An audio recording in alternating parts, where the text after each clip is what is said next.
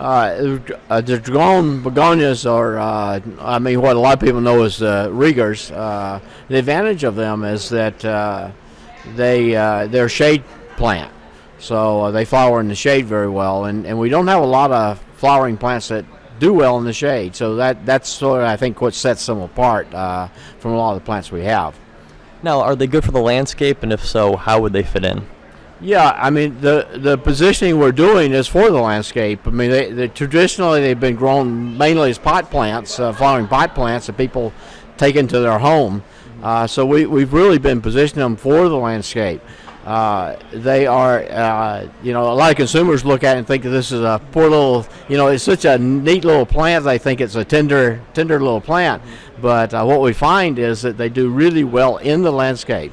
The thing they need is shade. Which is great because there's not a lot of shade plants.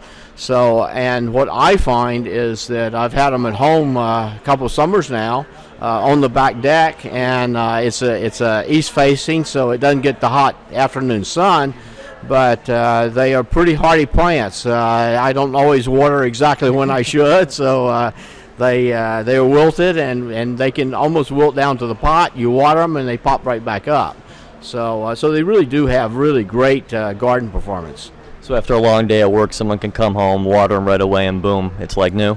Yeah, that's what I find. And the other thing is they flower continually. They will flower all summer. So once they start flowering, you've got these bright colored plants all summer, and they can wilt right down. You water them, and they just recover very nicely. And they don't need a lot of fertilizer either, which is another advantage. Consumers that are busy and don't have that added fertilizer, so these do quite well.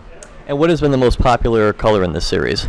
Well, I think the Dragone Sunset is certainly the one that at least the women like the most because it's that nice pastel color.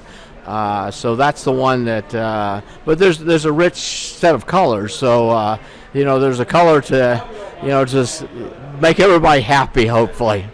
And this was new last year for spring trial, so people, landscapers, should be seeing it in their garden centers. Yeah, you should be seeing it this spring in the garden centers because we released it last year as a series. We had one, and so then now we have a whole series. I might point out what the difference is. The Dragones is they have double flowers and dark foliage.